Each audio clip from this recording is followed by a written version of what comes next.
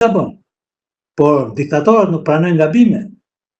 Dhe kjo është i pare kryesori i tyre, sepse e konsiderojnë veten Zot. Prandaj ai thotë që pa mua Shqipëria shkatërrohet. Ai e ka shkatruar Shqipërinë dhe pretendon se Shqipëria shkatërrohet pa atë. Ai është autor i rrënimit të këtij vendi në mënyrën më skandaloze të mundshme dhe sërishmi përpiqet të thotë shqiptarëve që pa mua ju nuk mund të esni asnjëherë përpara. Ndërkohë që në këtë vend jam i sigurt që në mos 100.000, paktën 10.000 janë më të zotët, më atdhetar, më të përkushtuar, më të mençur, me ide më të qarta se sa Edi Rama për ta zhvilluar të Shqipëri. Po i ka mbyt, se diktatura të mbyt. Profesor, po intelektualët, pse po qëndrojnë pak larg podiumit nga kjo protestë? Qëndrojnë pak larg podiumit për shumë arsye. Së pari, intelektualët nuk imponohen, nuk duan që të thonë, unë do dalet flas. Domethënë, nuk kam ngulin. Ata presin që dikush t'i thras, që dikush t'i ofroj, t'u thot, sepse nuk ka një standard tjetër në kuptimin e sjelljes etike, në kuptimin e raportit dhe balancës që krijojnë me një lëvizje, me një aspekt të shoqërisë. Së dyti, ka nga ata që mund të kenë paqartësi, unë jo, nuk kam paqartësi. Unë e di se ajo që pas më pëlqen në këtë protestë është krejt e parëndësishme nga ajo që fa synon protestë. Dhe pajtohem plotësisht edhe me atë që nuk më pëlqen. Pajtohem sepse e di që qëllimi kryesor është të largohet kjo qeveri, ky kryeminist që po shkatërron Shqipërinë. Çfarë vjen më pas? Çfarë do që të vijë më mirë do jetë. Urojmë të vijë më e mira, jo diçka më e mirë, po më e mira. Dhe gjithkush duhet bëj përpjekjet maksimale se të vijë më e mirë. Por kjo qeveri duhet iki.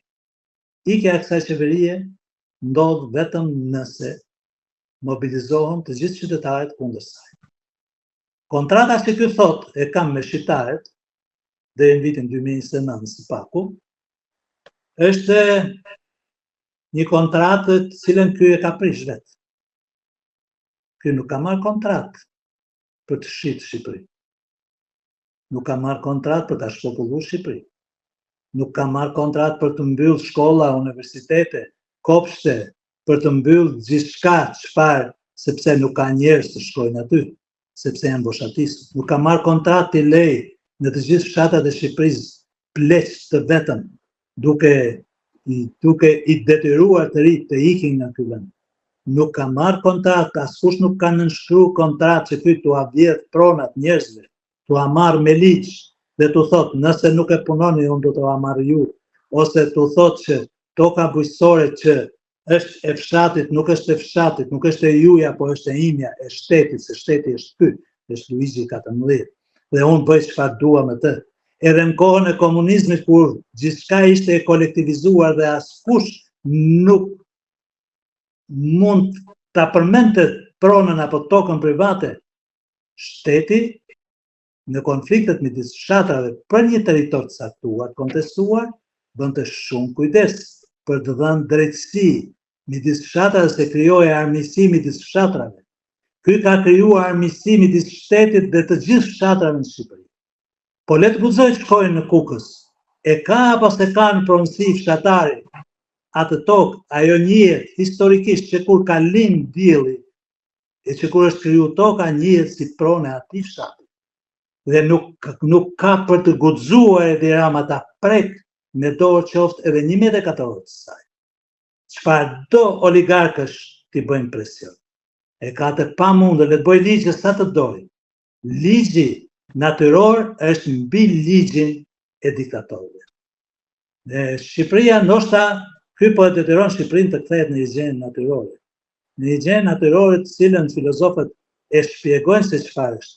Sido që tjetë gjendja natyrore është më e dobishme dhe më e përparuar se sa një gjendje e tillë ku një diktator grabit pasurit tokat e qytetarëve të vetë. Sepse në fundit është një marrëveshje midis vetë qytetarëve, por jo një marrëveshje me shtetin ose me diktatorin. Gjendja natyrore në fundit e ka sjell njerëzimin nga komuna primitive e deri në ditët e sotme.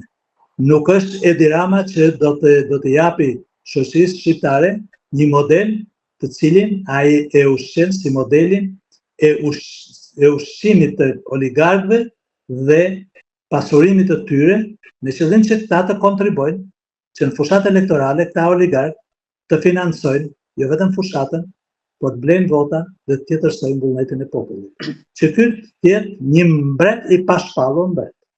Kjo nuk funksionon.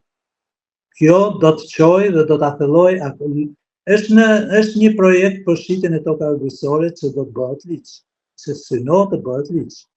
Nëse do të bëhet ai ligj, të jeni të sigurt se zemrimi popullor do të jetë i jashtëzakonshëm. Njerëzit ka mundësi të marrin sopata, këmesa, lopata, kazma, thika, tenxhere, tigana në dorë dhe të vinë para kryeministrisë dhe t'i thonë zhduku për këtu.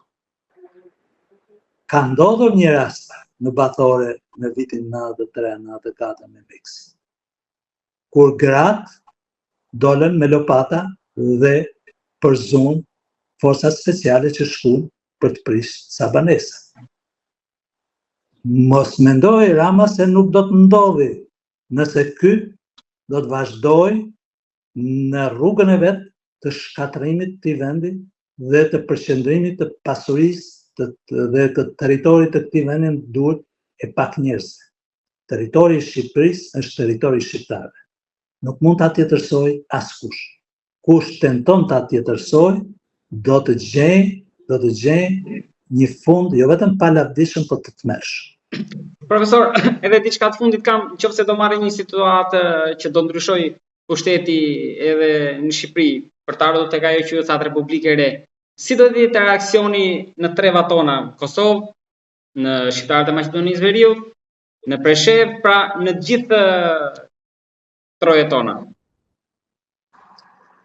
Diaspora duket që është shumë aktive për të përkrahur protestën. Në Kosovë dhe në Maqedoninë e Veriut ka pak entuziazëm për të përkrahur protestën. Forcat opozitare në Maqedoninë e Veriut shqiptare kuptohet dhe ato të Kosovës janë shërbëtorët e Edi Ramës. Ali Ahmeti doli hapur që ta Ali Ahmeti, Ramush Haradinaj, është interesant se më të kujdesshëm po tregohen këta të Partisë Demokratike të Kosovës, por